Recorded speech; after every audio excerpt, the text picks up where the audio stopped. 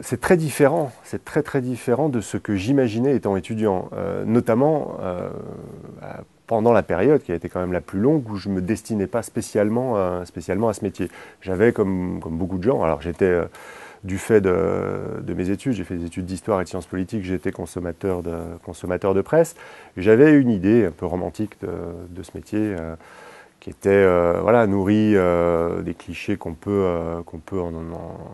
en tirer. Voilà, j'avais lu Albert Londres, j'avais lu des choses comme ça, et c'est un petit peu cette idée-là du métier que j'avais. Alors effectivement, j'ai trouvé une réalité très très différente. En même temps, j'ai trouvé une réalité qui m'a beaucoup séduit, moi, à titre personnel. C'est sans doute pour ça que je fais ça depuis 17 ou 18 ans maintenant. Réalité qui m'a beaucoup séduit, même si elle est différente, je le disais, de ce que j'imaginais à l'origine, essentiellement parce que c'est un métier, et c'est essentiel pour moi, où on ne s'ennuie pas. La réalité à laquelle on est confronté au quotidien, même si il y a les impératifs de la production, etc. Je suis journaliste de presse écrite dans un quotidien. Il y a un certain nombre de choses qui effectivement sont récurrentes, mais la matière avec laquelle on travaille, par définition, est renouvelée quotidiennement.